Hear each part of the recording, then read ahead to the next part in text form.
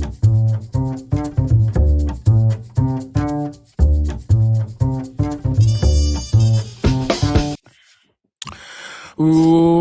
to the Dalen Show. Woo! What's going on, people?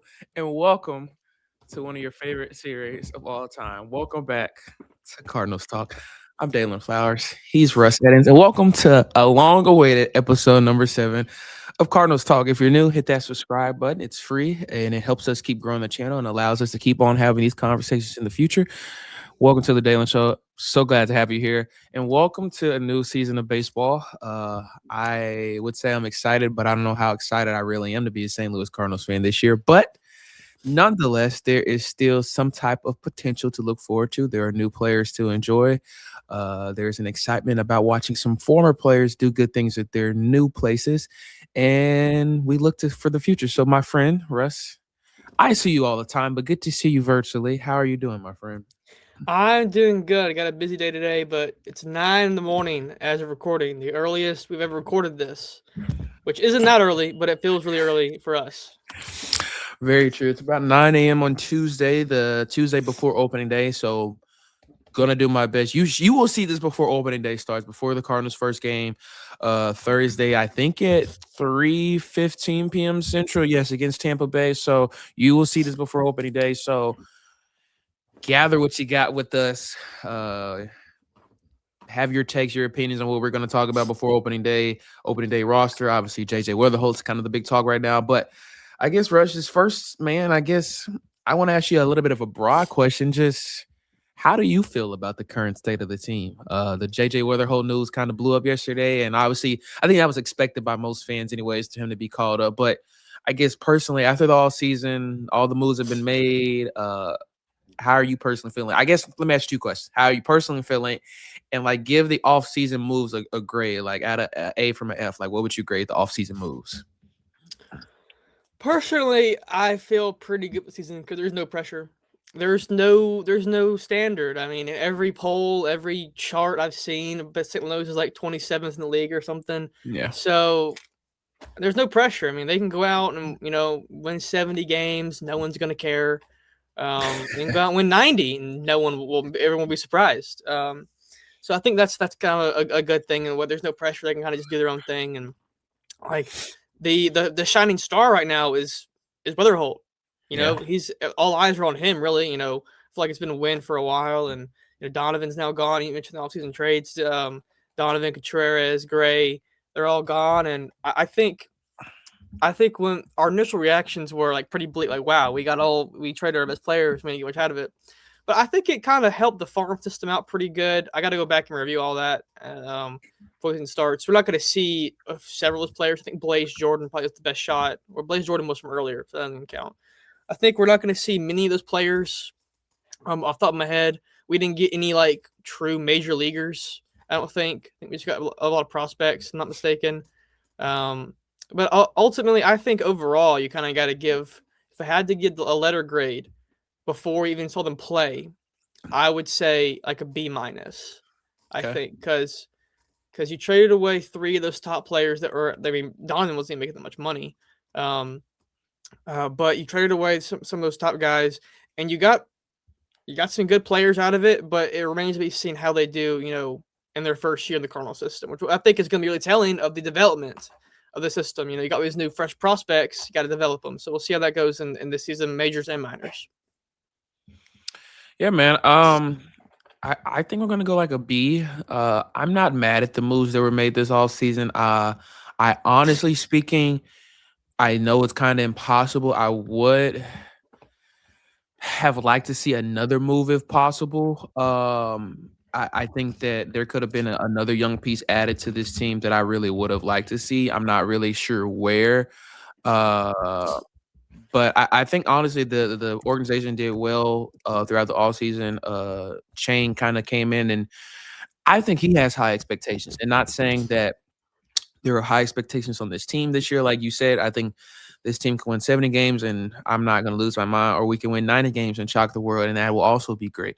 But, like, I think that you get rid of Ryan Helsley, you get rid of Eric Fetty, Donovan's gone, Sonny Gray's gone, Wilson Contreras is gone, Arenado, Michael is so happy he's gone, John King is gone. Mhm. You know, you got a few other guys. Michael Ciani is out as well. I think the overall haul was expected and needed, and so I'm not mad at the moves made. I think that it's going to be weird to see some of the guys that were here gone, but I think some of the players that we brought in, we got in a lot of pitching talent, a lot of young farmer talent that I think is going to be really beneficial for us.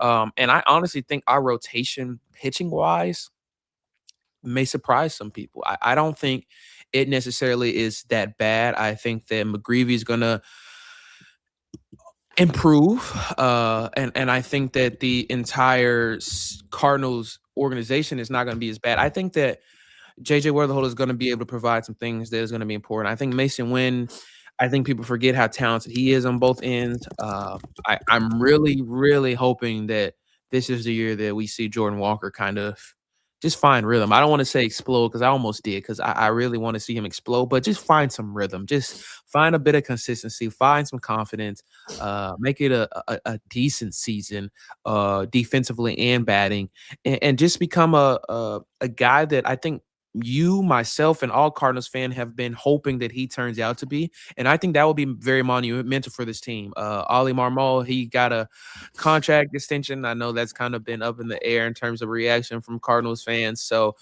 I think the team is set. And I'm honestly excited in a way. Again, what makes it so exciting, like you said, there's no pressure. Like I've been doing this for so long. I've been sitting watching this team for my entire life, and it's like it's World Series or bust. And it's you dominate and get to the playoffs or bust. And that is what the historic program of this franchise is. But now in a way, it's just like let's just watch and learn at this point. Let's not have an expectation of sweeping every team in our division. Let's not have any real division of let's go out and win the NL this year. No, it's just let's sit back, watch and learn. And I think for me personally, that's the most exciting part that it's new because I've never been in the situation as Cardinals fan, but it's also very refreshing to be in this situation because I've wanted this for a long time, honestly. And I think I told you this months ago before we kind of put a halt on the things before the season ended is that I wanted them to rebuild years ago. I wanted them to rebuild during COVID. It just kind of, I think personally got put in a halt because Albert came back for his final year and you didn't want to do that. But I wanted this to happen in 2020. I thought that it was time at that point and kind of rebuild and move on to different motions. And then 2022 happened. Goldie won the MVP. Albert, kind of get to the playoffs. And then since that Philly series, man, I have not really enjoyed watching Cardinals baseball much of all since 2022 in the playoffs. So I think it's exciting just to, I guess, kind of just be able to watch and not really expect much. Yeah. And there are, there's some exciting things like obviously JJ. I always been kind of a fan of Dustin May. Been nice to see him. Yeah, Liked him with the Dodgers. I thought he was nasty a few years ago before the injury happened. Weatherholt kind of had a good spring. He had a pretty sustainable. Obviously, it's spring training. No one really cares. But for a rookie, I think it's kind of important to play well. Buy your roster spot a little bit, earn it. And I think he did that. Obviously. Jordan Walker, not as much of a great thing. You mentioned him. Nolan Gorman, your guy, kind of had a pretty good spring. Yep. Burleson, went out and did it. Nathan Church, Victor Scott kind of struggled. Mason Wynn struggled, but I don't need to put too much emphasis on that. He'll figure it out.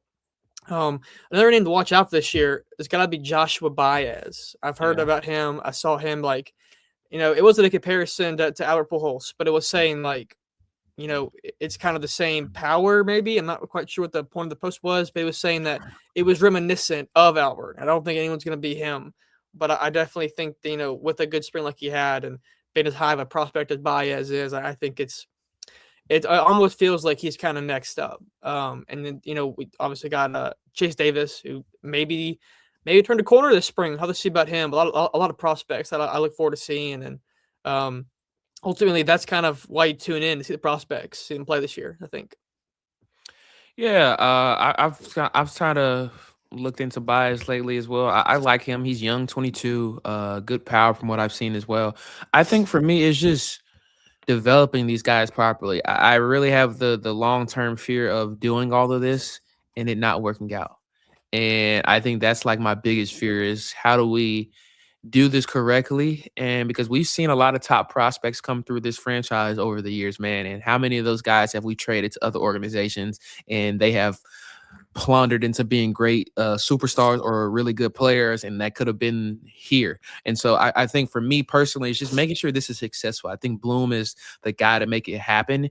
I think he's very stern on how he wants to do this, and he's done things that I've been kind of skeptical at first, but then now knowing his background, knowing his familiarity with some of the moves he made to Boston, I'm like, okay, I think I have a little bit more comfort in him being able to make this move and this guy being successful in the Cardinals jersey.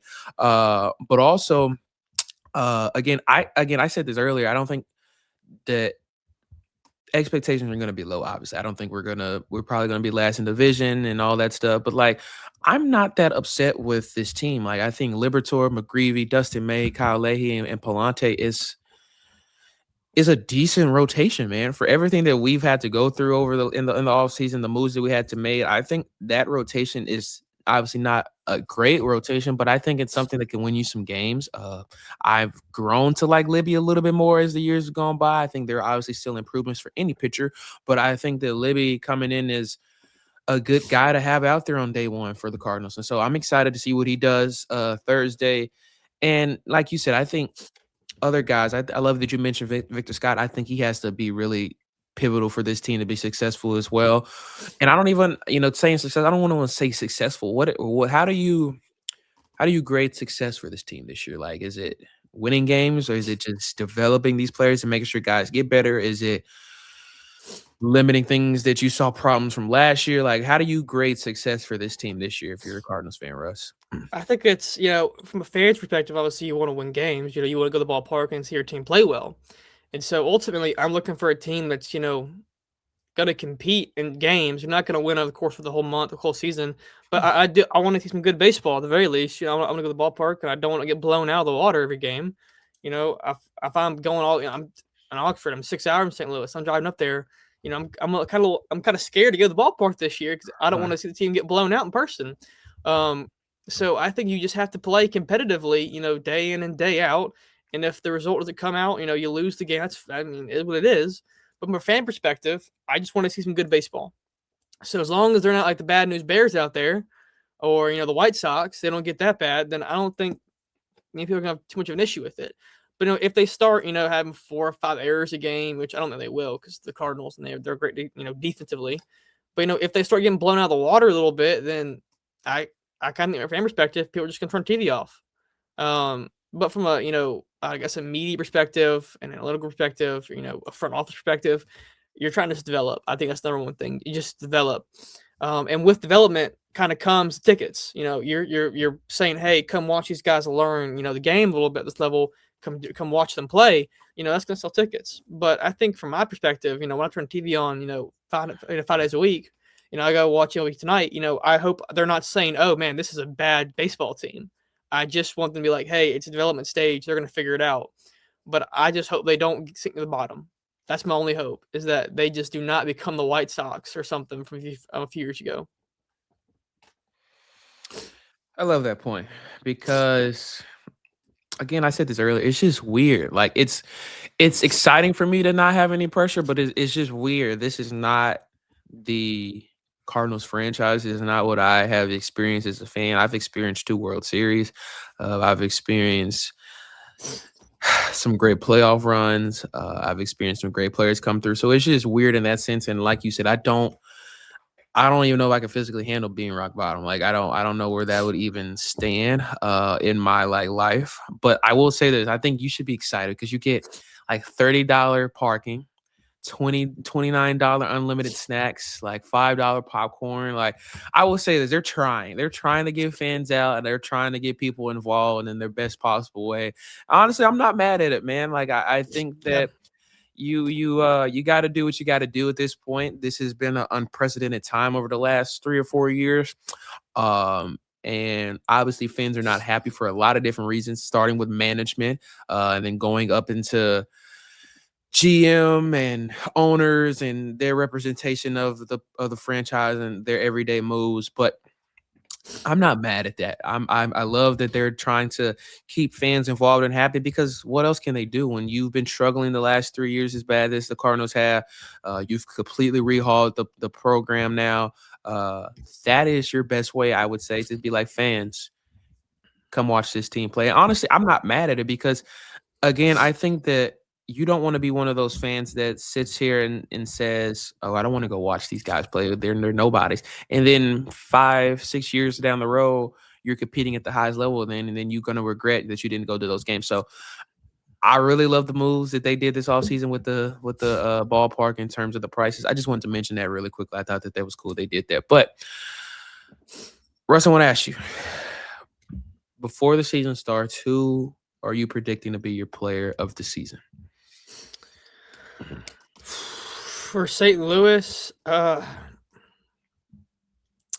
mean, a lot of guys, obviously. I mean, Weatherholt comes to mind, but, with the way the rookies have been the past few years, Paul Skeens, namely, kind of coming up early after, small time in the minors, I think he kind of has that potential to be what Dylan Cruz was supposed to be for the Nationals almost, be what he was supposed to be, LSU 1-2. I hate LSU. Just get that out of the way. I hate LSU. But, they were 1-2 in the draft years ago, and Dylan Cruz was like kind of like the guy, right? It was like, who's going to go first? Obviously, now it's obviously Paul Skeens. He should have gone first, and he did go first. But I think Weatherholt can kind of be what Cruz was supposed to be, kind of like the next big guy. And it hasn't worked out for him. Hopefully it works out for Weatherholt. But my player of the year, my MVP of the team, I think if it's Mason Wynn again, then I think we're right back to what, 74 and 80 something like losses for the year. But if it's a guy like Nolan Gorman, I think they may get to 500.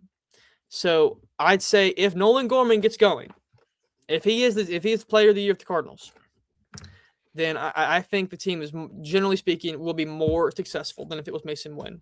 If Nolan Gorman can put some pop back in his bat and kind of win some ball games for the team, I think the team can go a little bit.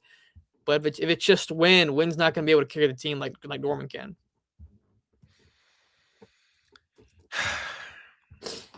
I'm standing on business and I'm saying Nolan Gorman, and I don't care. You're going to see an astronomical jump from my man this year. I'm calling it now, 270 batting average throughout the year. 270. Wow. I'm calling it. What's like 30 points above league average, by the way? Just so we're clear. Yes. That's like 3 hits more than league average hitter per what? 270 BA this year. I'm giving him like 20 home runs. That's it? Only 20? Yeah, I'm trying to be realistic. I already was unrealistic with the 270 BA, so I'm trying to be realistic. 20 homers. I'll go like 60 RBIs. And I'm 60. And I'm content. I'm content. I mean, what do you expect me to say, Russ? If he hits 20 homers, then he's getting to at least 90 RBIs. I mean,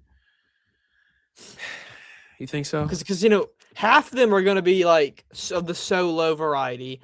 The other half will probably be like 2s and 3s. And then if he's hitting 20 homers, well, I surely hope he's hitting 30 doubles. I'm just saying, man. He got. I don't know. You're right. You're probably right. Yeah. He'll okay. Yeah, let me do my. I'm not a math major, guys. Not a math pod. Not a math pod. Maybe like 80 ribbies. I'm being unrealistic, but I've always been a Nolan Gorman fan. As Russ said, I've always had this dude's back, and every year it just keeps on failing me and failing me and failing me. But this is the year. This is the moment. He has to step up. There's no ifs, ands, and buts about it. He has to be a bright spark for this team, or it's time to move on. It really is, and I hate that. But I feel like this organization can only keep on trying things over and over again and them not working for a certain amount of time, because that is a definition of insane. So we've been insane long enough, and I'm tired of it. So I hope my good friend Nolan Gorman is watching, and I hope you continue the groove that I've heard you've had over the offseason in terms of your hitting prowess. And I hope we see it in the regular season this year, my friend. So no pressure at all. But I will say this. I saw JJ in September of last year, and he went like 3 for 4, had a homer and a double. I'm excited to see him. Every Cardinals fan should be excited to see JJ Weatherholt. This has been the guy. And I'm also excited to see what Liam Doyle does in the farm system Liam this Doyle. year. I'm eager to see how he improves and grows and how quickly he may move through the system as well. Obviously, he was our first round pick this year, and a lot of expectations are on him to be able to grow and have good potential for the team in the future. So excited to watch some. I've never been a big AA, AAA watcher like Russ has, but I think I may be getting into it a little bit more this year in terms of where the franchise officially is at. Yeah, Liam Doyle, former Ole Miss Rebel, current Ole Miss hated pitcher. No one likes him Okay. here. No offense to Liam Doyle. I mean, he's got an attitude. That's kind of why no one likes him, because he left, I would assume, for more money at Tennessee, which is crazy to say about baseball. We're saying that in the year 2026. People left money for baseball. It's kind of crazy to say. In college, anyway. When I remember, and he was fun to watch. I know he went to Tennessee, and you go to Tennessee, you build an attitude. You kind of, I remember their championship run team, and they lost Notre Dame a few years ago. That was like the team of destiny almost. Everyone was like, this team is great because they're so cocky and they're full of themselves. And I don't think Doyle was on that team. Maybe not. But I just remember Doyle as being the guy who was like, he was the dude in the Tennessee dugout a few years ago. And he was the cockiest guy you're ever going to meet, is what I kind of heard. I don't know. But it's kind of bittersweet to see him, as, I live in Oxford, and he left for more money. But it's cool that they drafted him, and I hope that – I don't know how good of a fit he is, though. Like when we got Johnny Peralta – I say all this to do this point. When we got Johnny Peralta, my mom was like, oh, he doesn't really fit the Cardinals mold. It's kind of like a bad guy, He's kind of – he kind of threw the bat at somebody one time. He got suspended for a bit, I think. And I wonder, if there's going to be like a personality clash with maybe the coaches, maybe. I don't know. That's kind of digging pretty deep. I think maybe it's the Tennessee environment just kind of made him who we thought he was. But maybe overall, he's just a nice guy. I don't know. Yeah, I don't want to go too far in that. I don't really know the guy, but I love that point, honestly, because I think the vibe that I got from this team, and always really honestly, is that even when we had MVP guys, that no one felt that they were bigger than the program. No one felt that they were like, even if you were a superstar, you never like felt like that or moved like that or kind of acted like that, which made this organization as special that it always has been. So I love that point that you made, because us being Ole Miss guys, we don't really get to sit back and say how much we like Liam Doyle. So I think or Andrew Fisher. Or at least Andrew it's not Fisher. Andrew Fisher. It could be worse. That's true. But nonetheless, I still hope the best for him, obviously. Mm-hmm. And I just hope that we stay healthy this year. I think that's my biggest thing as well. I just want to stay healthy, and honestly, just winning 70 games, but with the healthy roster and just being able to see these guys at their fullest potential this year will be very beneficial for me. So I think that's another big thing for me this year. Record prediction, my friend. What are we going? I think that you have to make the goal. I mean, obviously, the goal every year should be World Series. Oh gosh, I'm saying, but like, I think the goal of the program, of the franchise, I should say, to way too much time in college sports. The goal of the franchise, is probably, hey, let's just win a few more games than last year. And they were what was record last year? It was in the 70s. It was like 70 something, 80 something.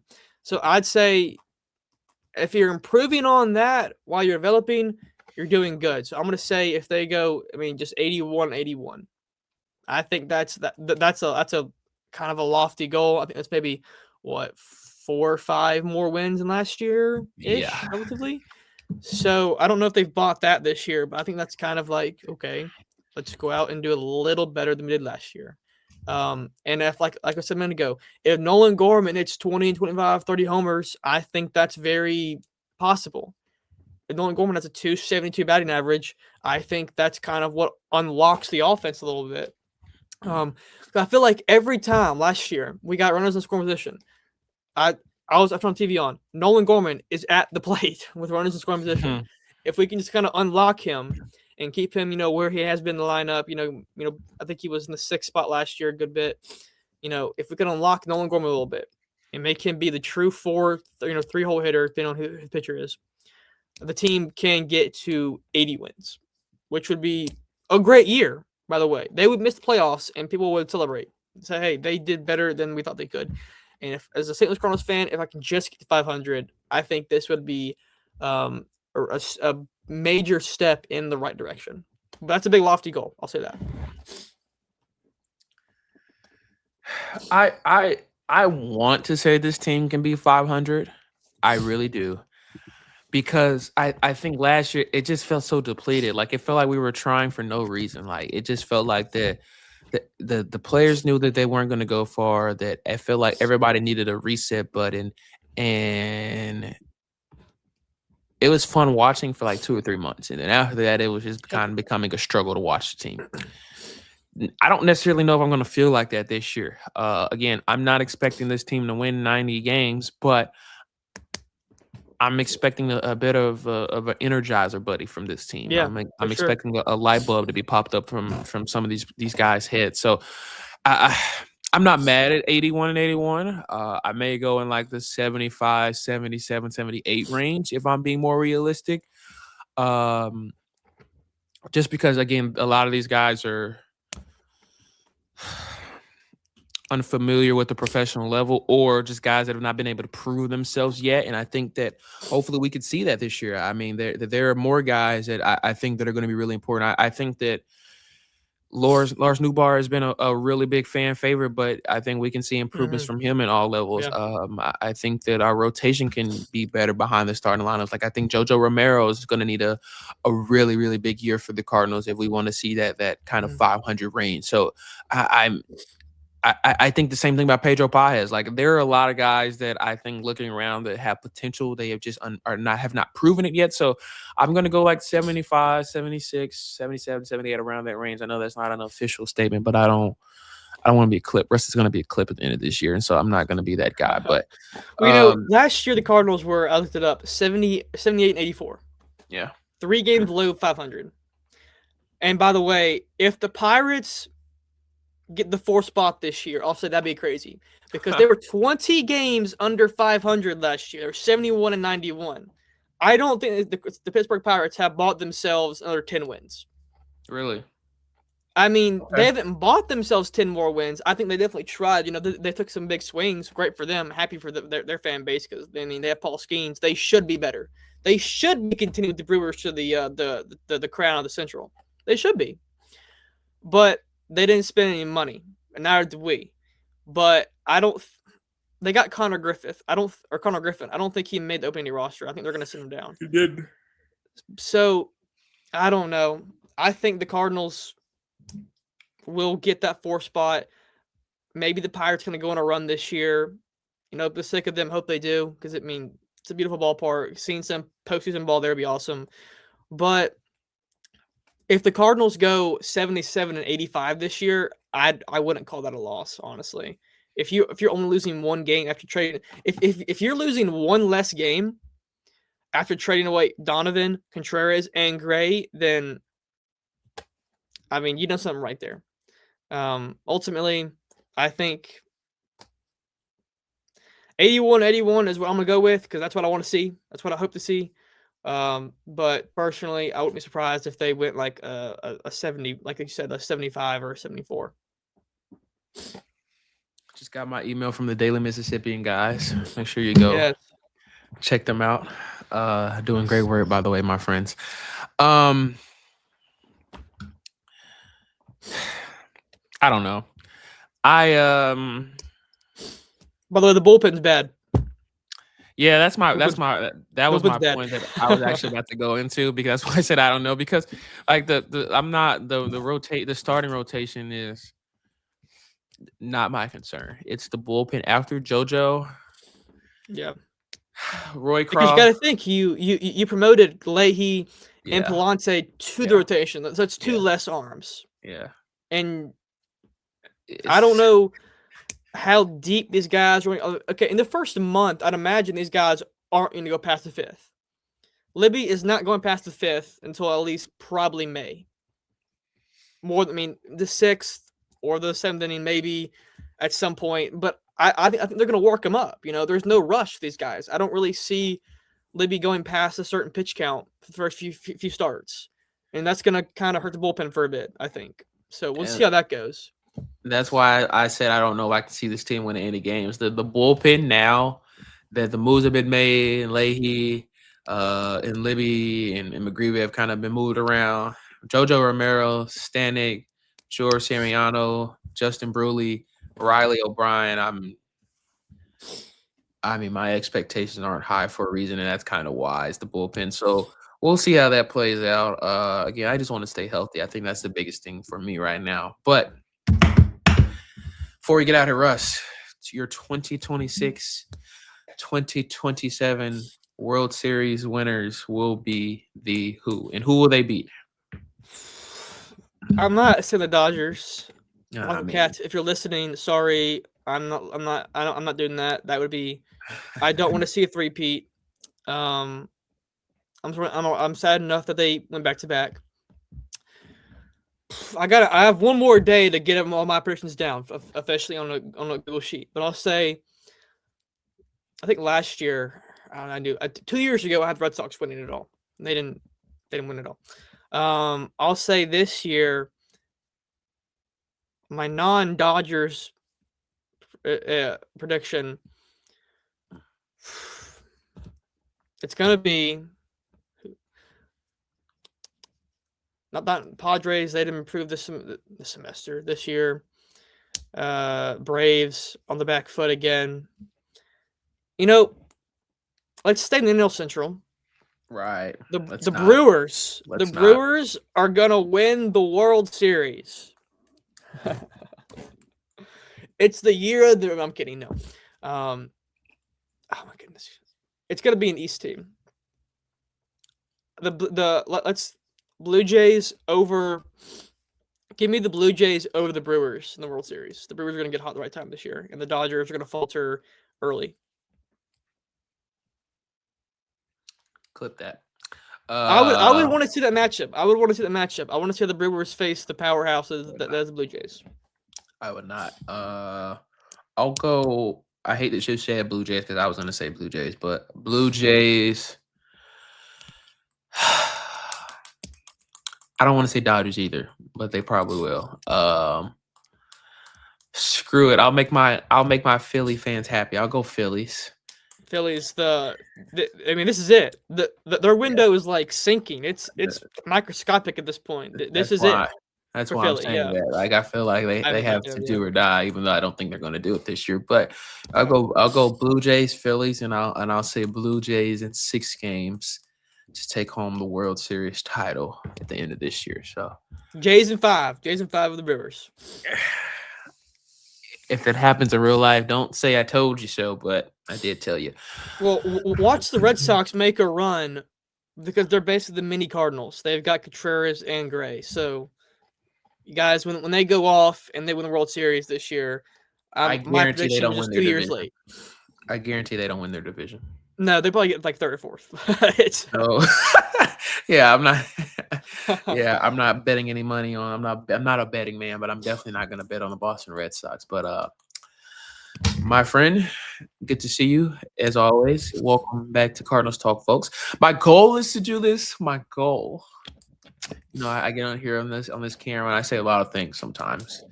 My goal is to be on here with Russ once a week. Realistically, it'll probably be every other week, but we will see. We will keep you guys updated. Make sure you follow the Dalen Show on social media. Follow the DM on social media.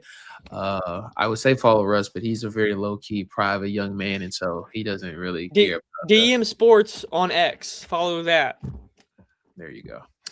My friends, whenever you see this, it'll probably, I want to say Wednesday, but more than likely early Thursday morning. So if you're seeing this on Thursday morning or Wednesday, Have a great Wednesday. Have a great Thursday.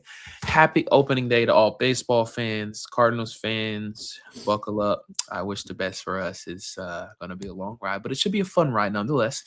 And I wish the best to all baseball fans, minus Dodgers fans. Yes, Michael Katz, you've had your fun. I don't wish the fun for you anymore, my friend. Thank you guys for tuning in. Like I said earlier, if you're new, subscribe and leave a like and comment.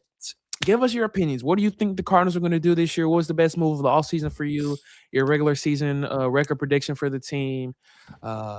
Just give us your thoughts about the offseason and the standard in the future for the team right now. I want to hear what you guys are thinking as well. So appreciate you guys tuning in, and we'll see you guys soon.